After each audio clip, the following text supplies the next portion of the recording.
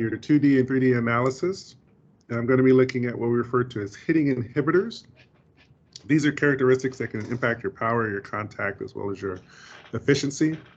So I'm going to start off by having you go through what we refer to as the negative moves. That's any move away from the pitcher.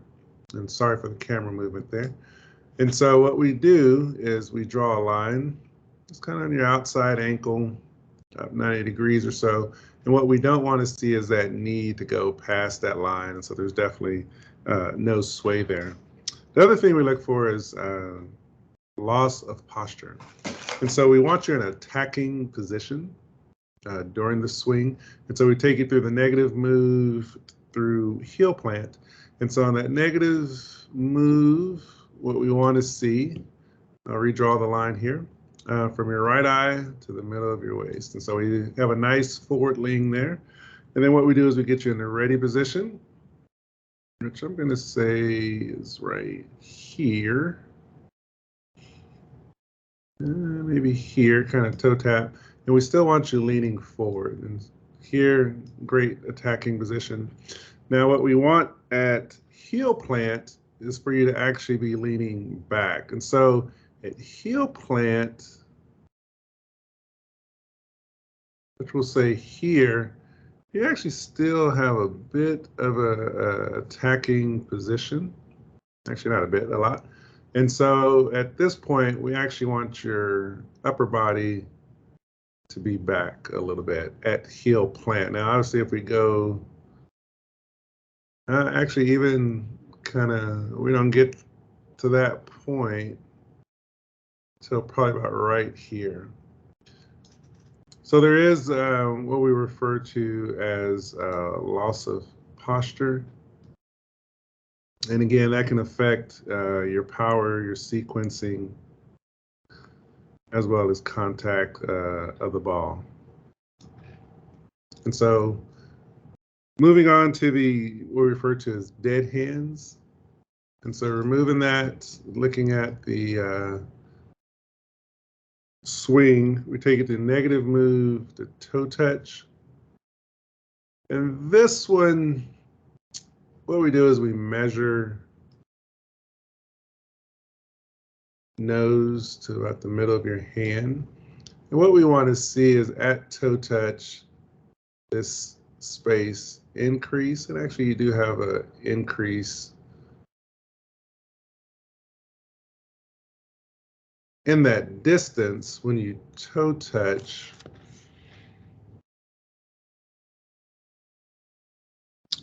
But it looks like it's a little bit more of tilting of the arms rather than a true stretch. So many times what we see is some of the hitters will have the bat closer to their neck, and then as they take that step, they extend it out.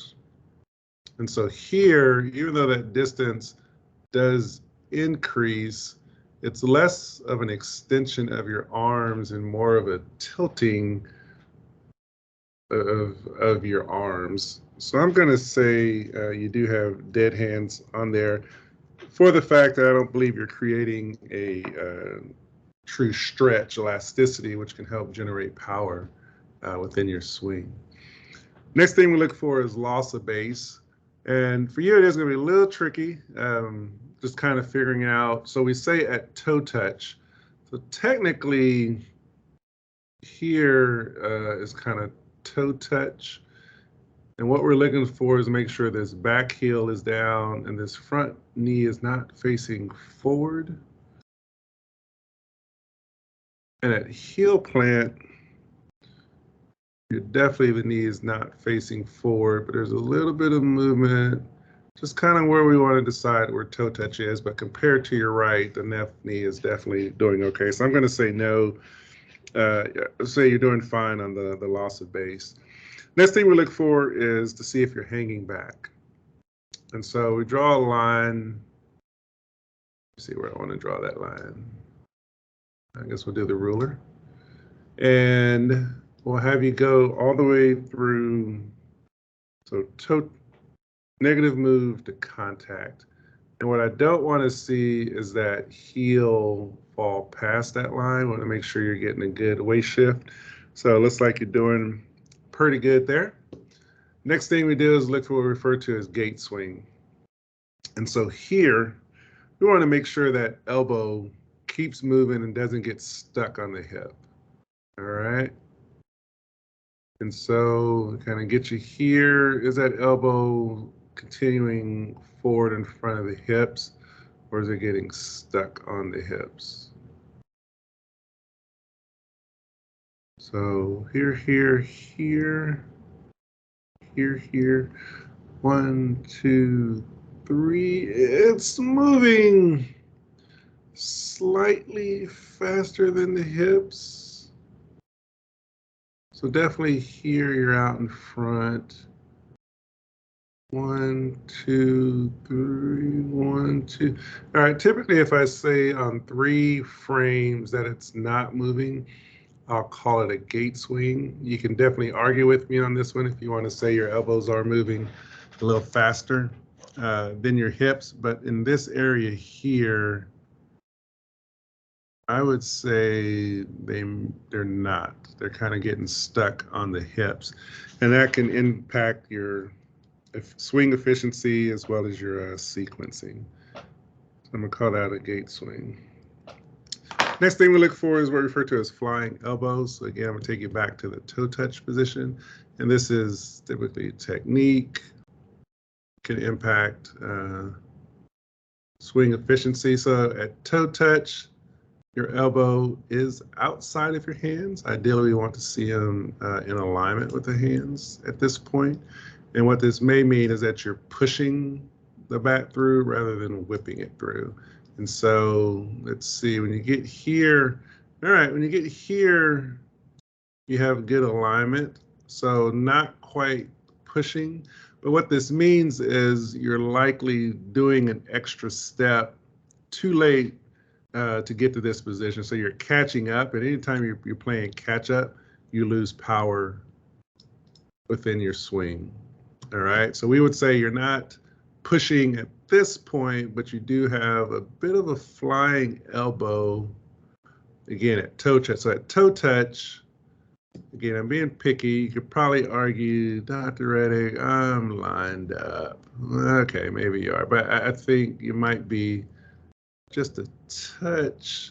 Again, depending where we define toe touch. So if we say toe touch here, you and your Crocs, we have a flying elbow. If we say here, I would say a little bit of a flying elbow. At heel plant, okay, you have a flying elbow, all right? And so again, when you get here, so we say when the hands move a few frames past the shoulders, you're doing well. But this little catch-up phase could actually be throwing off your power a little bit, all right?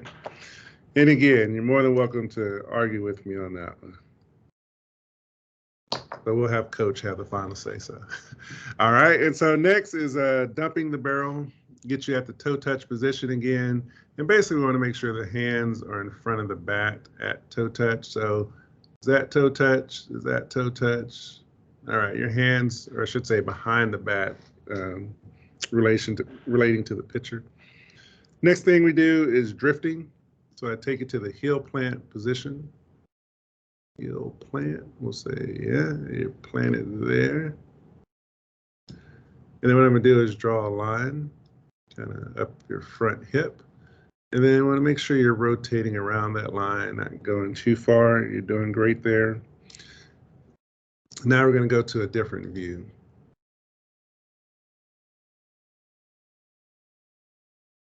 Maybe. Open video, there we go. All right, we're gonna take a look at you from the rear view. And what we're gonna do is take you from the negative mood, once you start going positive, I'm gonna draw a line. Oops. Kind of this backside here. And I don't want you to come off that line during the swing. So as you go through, You can see right away come off that line. And the reason that's important, we call that loss of space. We really want you to stay on that line and the hips to rotate around that line. When you get closer to the ball, you actually create less space for your hands to go through. So it's easy to get jammed. Think of it that way. And the next thing we look for is to make sure you're not casting your hands. So we want that lead hand inside the elbow. And as you can see, doing good here. Actually, sorry, we're taking you all the way to heel plant. So we go toe touch. Where's that lead hand in comparison to your elbow? So you're correct. So here, we see toe touch. You're pretty well aligned. Then once we go to heel plant, you're still well aligned. And then at that point, the lead hand can go outside the elbow, probably cutting it a little bit close. You know, is this related a little bit to that flying elbow? Possibly, you know, if you were able to get the elbow in a little bit sooner, would that put your hands in a little bit better position? Is that right elbow affecting the positioning of your left hand during the swing? So we'll say loss of space. You don't quite meet the definition for casting hands, but you're pretty close. Casting of the hands, but you're pretty close. All right. Next thing I'm going to do is I'm going to switch over to the 3D analysis piece. Let me see if we can get out of here. All right, cooperate. All right, so 3D. And so what we look for here is what we refer to as the X factor. And so roughly your baseline is about 11.3. And at your max, you're 23. And so what I'm looking for here is how much shoulder separation do you get from your lower body, all right? And that X factor, you'll hear me talk about coil a lot. That's where you generate a lot of power. So as you can see here on that negative move, to the picture to the right, on that negative move, we're not getting much separation between your shoulders and hip. So that lets me know you're not generating a lot of power there. And of course, afterwards, we start to see the separation as you see on the graph. But during this critical phase of the negative move to toe touch to contact, we're not getting a whole lot. And I'm only getting about 10 degrees or 11 degrees X factor, and the ideal range is 25 to 35. On your physical screen, you did have some limitations on your pelvic rotation as well as thoracic rotation. So those are two things on the corrective exercises we can work on that will ultimately improve your X factor, which will improve your overall power. Another piece I look for is what we refer to as the kinematic sequence. So I'm going to blow this up here. And we're going to see, what we want to see is the orange peak first, followed by the green peaking, and then followed by the red peaking. So the orange is your pelvis, the green is your thorax and shoulder, and the red is your lead arm. And so as you can see here, you're firing first with your lead arm, followed by your pelvis, followed by your thorax. And basically what that means is you're out of sequence. And so we want those hips firing first. And it doesn't necessarily mean the hip line needs to be lower. It just actually needs to go first, followed by the thorax, shoulder in the green, and then followed by the lead arm. So ideally, we want this lead arm peak actually kind of back over this way. All right. Again, some of that is related to some of the physical limitations you have. Some of it's related to the technique issues. But either way, we'll be addressing these within the corrective exercises. All right. Looking forward to your feedback. Take care.